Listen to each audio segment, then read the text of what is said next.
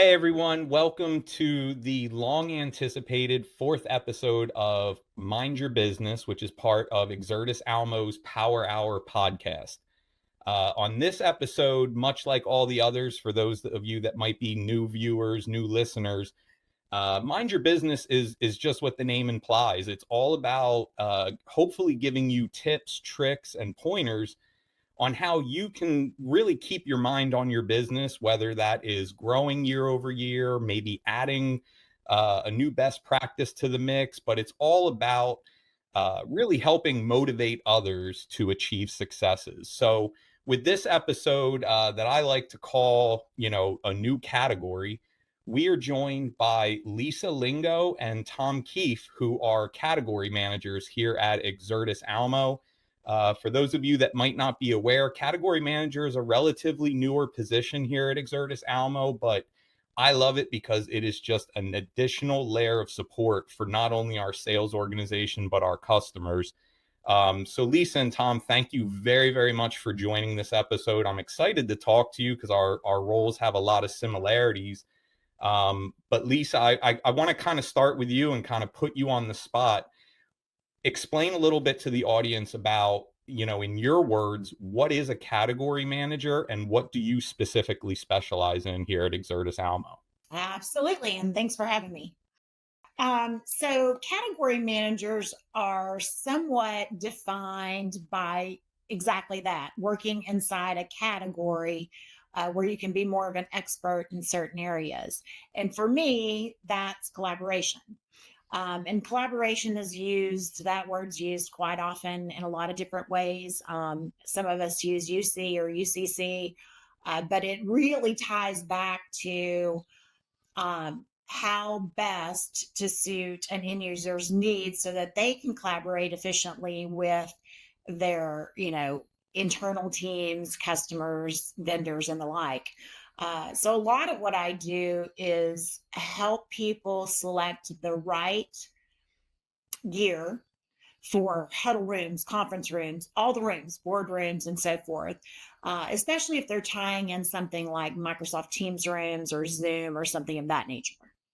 And we can certainly go into more detail, but that gives you kind of an overall view of my focus now. And it's been about 6 months since I started this position, and it's been fantastic. So I think we're making a lot of headway. Awesome. So key takeaway there from Lisa and for everybody listening, if you have a project that involves all the rooms, you know who to turn to here at EXERTIS Almo. Uh, Anywhere. Tom, what about you? I know your role is similar, but also a little different. So why don't you touch on that for us? Yeah. So I'm the category manager for DirectView LED. We have, I think at current time, 13 different vendors that we sell that offer DirectView LED. So, all of that would kind of fall under my purview. It's different because I don't have different types of products like Lisa does, right? UC or collaboration, it's a category of different products that all work together, where LED is really just one technology.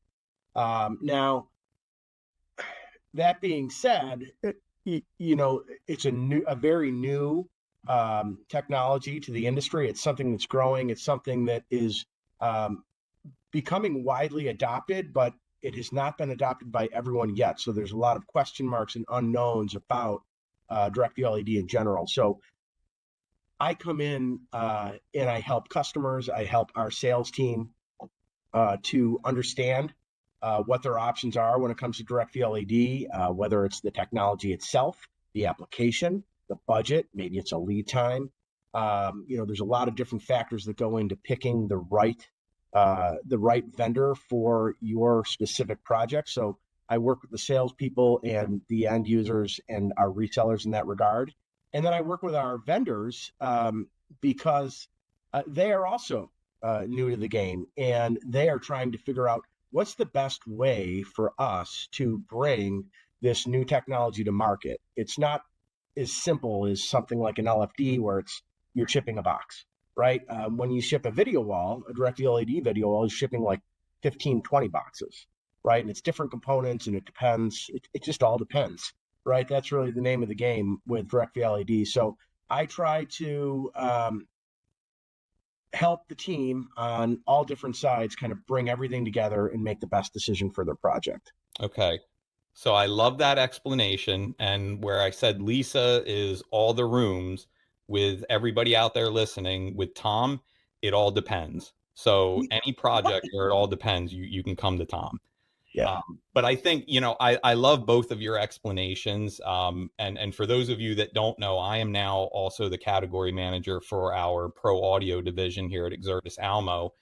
And a lot of what you both said, it absolutely resonates. What I love about the category manager role is it gives the three of us a chance to truly be brand agnostic and really recommend the best solution for the customer. And we're not being forced into one avenue over the other. It's really just, kind of polling the customer, polling our sales team, and figuring out what exactly is needed, and then ultimately picking out the best solution for it. So I absolutely love that. And it's, like I said, I think it's such a great added layer that our customers can get. Tom, to kind of keep you on the proverbial soapbox for a little bit, one of the things that you said in the very beginning is about DVLED being a newer technology and kind of learning as it goes along. So from an audio perspective, it's kind of like what AV over IP was, and maybe still continues to be, where we're trying to get more adoption from integrators and end users alike. So can you touch a little bit on what it's like really overseeing a new technology that's early on in adoption? I know from the very, very little I know about DVLED and what I see at our E4 experiences, I know that, there's more being brought into the marketplace, but what is it like for you? And do you see any challenges that you've experienced trying to increase that adoption and really put it more in the mainstream at the forefront? Sure.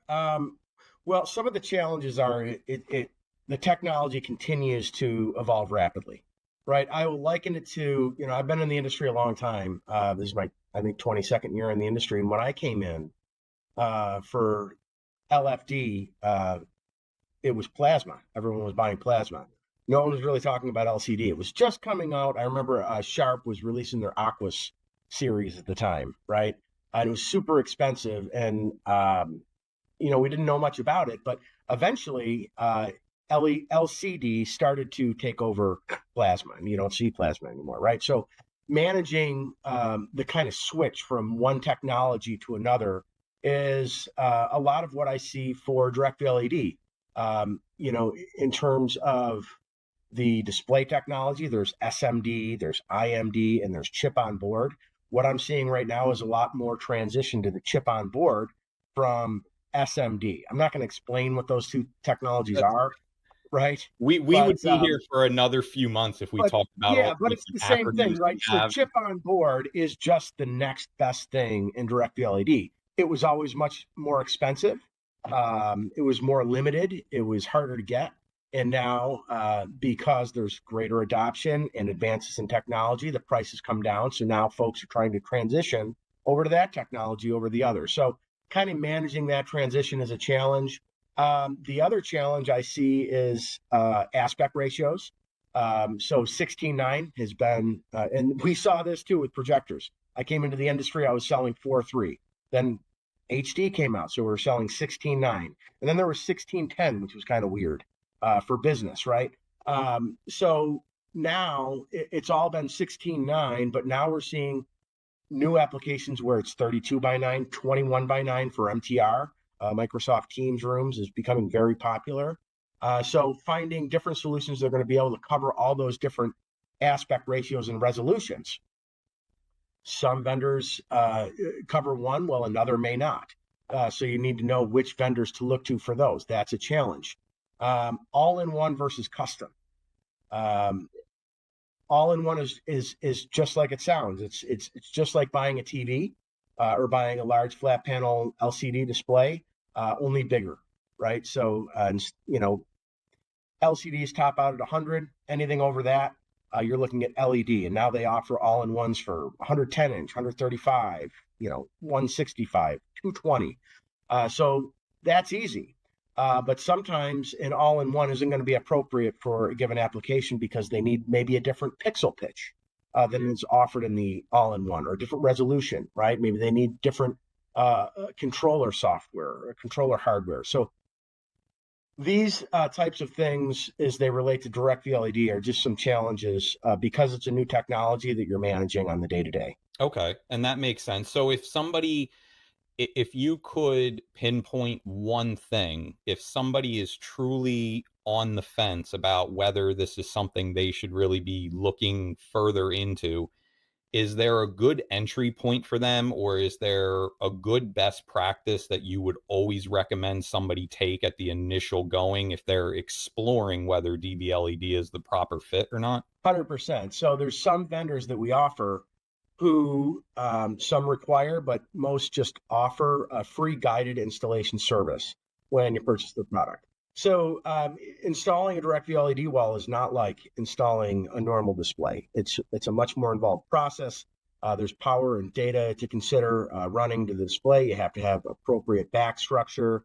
And then there's just a learning curve when it comes to, installing these massive digital Lego sets, right, on a wall, and running the data and daisy chaining and all that. So there are some vendors that offer very affordable, sometimes free of charge, on-site guided installation services. And if someone is new to LED, I'm always going to steer them towards those vendors that offer that, because it's free training on site, right? They have an expert tech come on site and they train that integrator's team on how to install the direct VLED, how to configure the controller, and how to get it up and running and commission the wall. So I will always steer them in that direction. That's awesome. And I will say, I mean, coming personally, and like I kind of alluded to before with our E4 experience events and even InfoComm, obviously, if you are completely unfamiliar with DVLED, those are perfect events for you to be to or come to, because I think it might have been one of our last stops in Boston, which, by the way, we're coming up to Boston again in September. And I actually saw one of our manufacturers, as you referred to it, as almost like a Lego set, and watching them assemble it. And I just kind of stood back and watched and thought, I had no idea that's even how it was done. So for somebody completely green to not just DVLED, but the video side of the business, it was really cool getting to see that. So yeah, that's definitely a must-have on my part. Well, great. Thank you, Tom, for that. And I'll come back to you in a quick minute. Lisa, my question for you, you and I do, pardon the pun, collaborate a lot as far as those types of spaces, as far as all the rooms are concerned.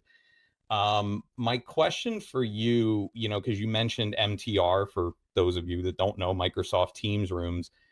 My question for you is a couple of points. One, what is it like for you starting a project from scratch and having somebody, so we joke about all the rooms and all the different types of spaces, but what is it like for you when an opportunity comes through? And I've seen some of these, and essentially it's, hey, my customer has this type of room, what do you suggest? What are some like boxes that you're trying to check? What are some things you're looking for? And as it relates to MTR, because the hardware side and the licensing side are two totally different, which you and I can speak on, but how do you decide what's needed, what isn't, when to add a license, when not to? Can you just talk a little bit about your thought process and how you put that together? Absolutely. And one size doesn't fit all. And that's a big part of why I'm in this role. We have a lot of customers that come to us and literally just say, I've got this box, right? They've got this room empty. They're want to build it out. And the reality is we have a lot of questions, and it's great if they can work with me so that even if I'm not the expert at every avenue, I can go to all of them, collaborate with my peers, and make sure that we put something together. But there are definitely things we need to know. And quite often people will come to us and they already have the software solution they're using. Then maybe they already have Teams rooms or Zoom or something of that nature, or maybe they're using a mix, which happens quite often. If they're not and they want to do that, obviously we can provide that for them. So we do have licensing for Microsoft Teams rooms. But if they've already got that in place, and that's perfectly fine, I'm here to help them by digging into what they want out of it. What all is this room going to be used for? How large is this room? How is it set up with seating? Is there gear already in there that we need to integrate with? That's important, right? Not a lot of products play well with each other, but some don't. So I need to know what's in there, what they plan to do with the room, what are all the applications, so that we then can determine what's best to recommend for the room. I deal a lot with many of our PTZ camera options. And, those aren't new to the market, but they're ever changing. We've seen a lot of growth in that area. We've seen a lot of new technology. AI is talked about a lot. So artificial intelligence, not only does Microsoft talk about that a lot, but a lot of our cameras actually use AI to offer much more feature rich, functionality, so that you get the best experience when doing these virtual meetings. And while these types of meetings have been going on and on for years, they have become more prevalent in the last few years, especially once COVID hit, right? So you saw more and more people. And while to a sense we've gotten back to, I guess, a normal, and some people are back in the office, the reality is a lot of people are doing hybrid work. So when you've got, customers, and you've got sales reps, and you've got vendors that are spread out across the nation or the globe, you need a way to connect, much like this, and be able to share information. And you want to make sure you've got the right audio and the right camera. And so I have just a list of questions that I will ask the vendor or the end user, so that we can, build out the proper solution. And really, it can be simple, and sometimes it can be very complicated, just depending on what all of their needs are. But I definitely work with all the experts inside of EXERTIS Almo to make sure that we're, hitting all the marks. Yeah, and I love that last point, because I think it goes for all three of us. Is, we have our business development team, which all of us are still a part of the business development team, but the category manager role does exactly what you just said, which is, Tom's talked about all the different DVLED manufacturers. I know I work with a lot of audio companies. You work with a lot of different audio and video companies on your side. And I think that is a big value statement for the category manager position here, is that we're kind of quarterbacking that entire situation. Like we're taking the skeleton of an opportunity and saying, okay, well, I'm going to behind the scenes pull in this manufacturer or this BDM, and we're going to kind of, put everything together, call out the plays, and then ultimately turn it into a bill of materials and hopefully a closed opportunity. So I love that point. Absolutely.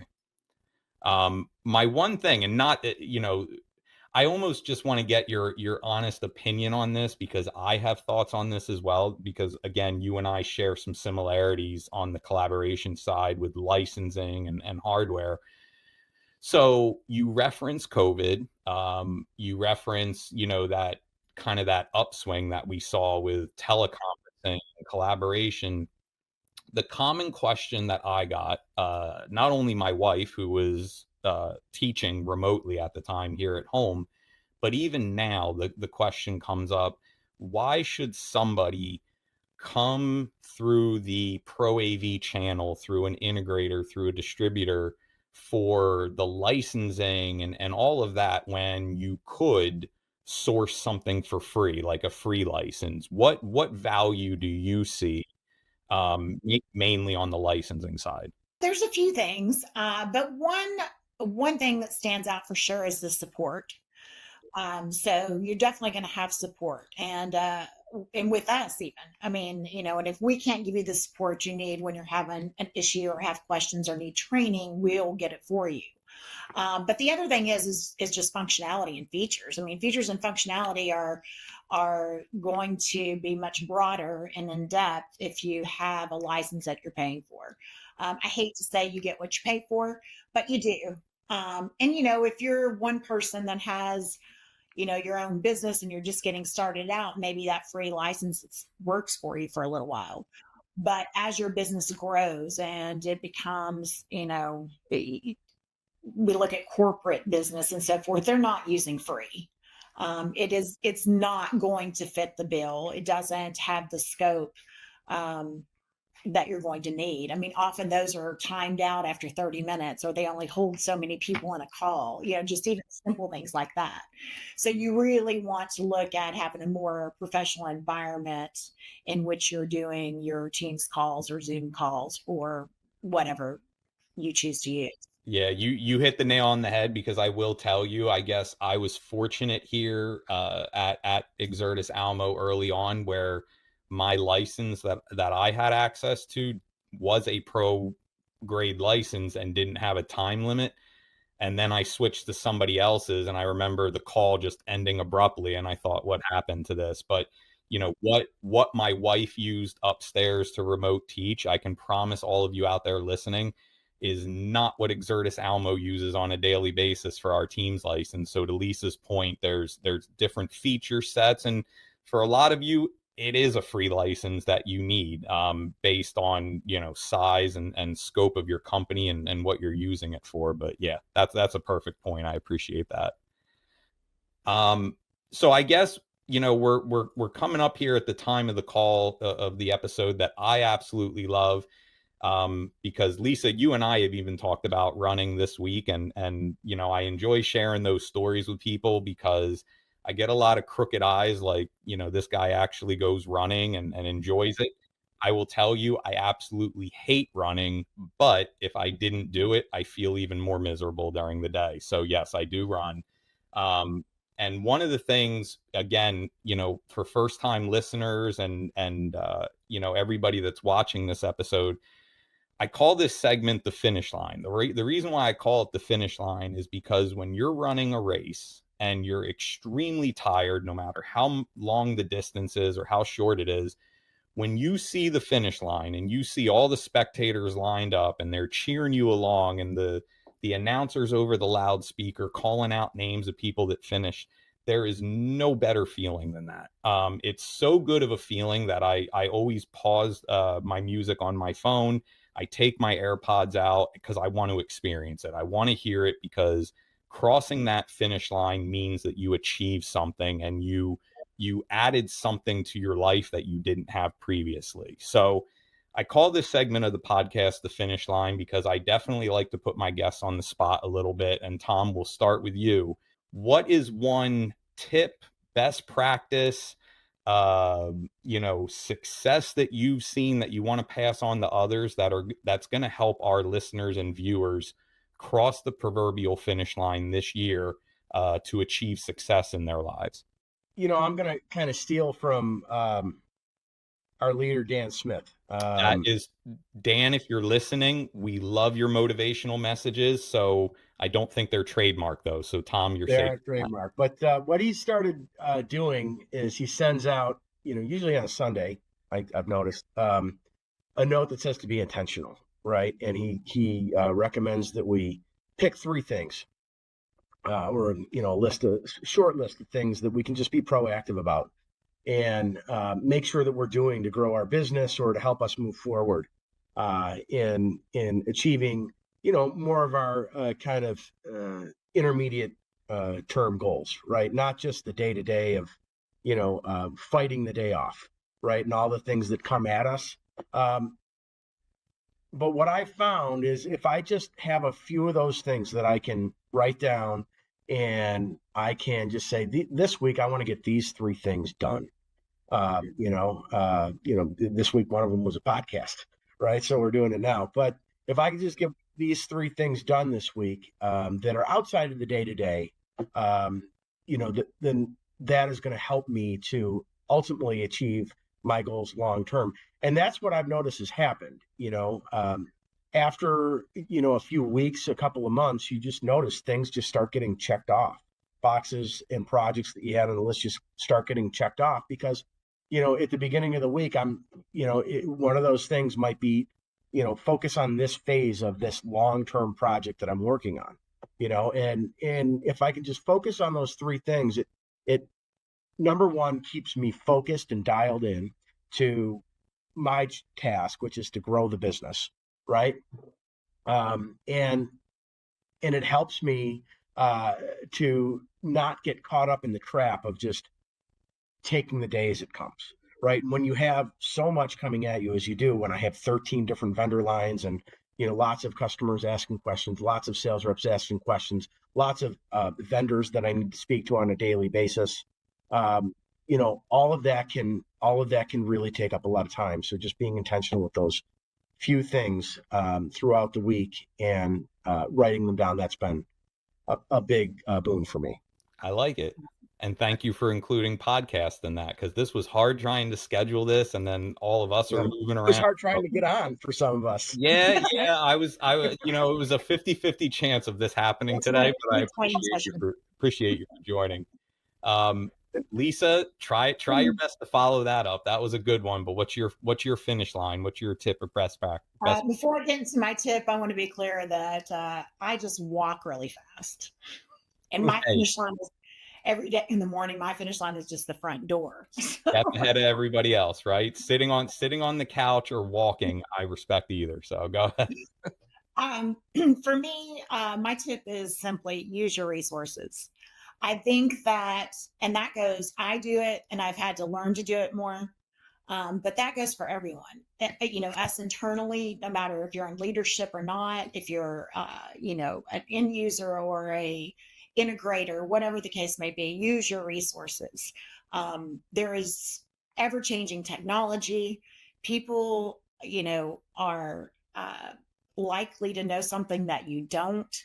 Why put yourself through a ton of research and time when you can reach out to the resources you have, regardless if that's someone on this call, a peer like our business development managers, but use your resources because it's going to help you be successful and get to that finish line faster and more efficiently. I love that, because a quick story, for everybody out there, that when I started in 2017, I will tell you, whether you're new or seasoned in Pro AV, it's very easy to get overwhelmed by the sheer number of options, the sheer number of manufacturers and model numbers and technologies, and knowing where to start and how to, kind of choose anything and make a decision can be difficult. And to Lisa's point, using the resources on hand are essential. And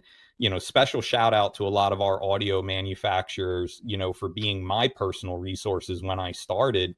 And a good friend of mine, Dave Tewksbury over at Harman, once said to me, he said, and for those of you that know Tewks, you can probably picture his voice in your head right now. He said, brother, that's what we're here for. And that really rings true, not just for the category managers, not just for the vendors, our business development team, our services development team. Like, there are tons of resources out there to help any of you try to make the proper decision, because that's what we're all here to do, is just reach that collective success together. So yes, compliments on that, Lisa. That was a good one. All right. So with that, folks, that brings us to the conclusion of episode 4. I really enjoyed this one. This was always a good talk with you guys. And then again, like I referenced, we got 2 more E4 stops coming up in the fall. We will be in Boston on September 10th, and then followed up by Anaheim on October 8th. So please, anybody that wants to come out to the E4, it's a great learning experience, a great time with the vendors and the EXERTIS Almo team. And all 3 of us will be there. So it can't possibly be a bad day. Thank you to everybody. Be sure to like and subscribe to this YouTube channel. Check out all the podcast episodes that are coming out now on the EXERTIS Almo Power Hour. And we will see you next time. Thanks, everyone. Thanks, Rob. Thank you. you.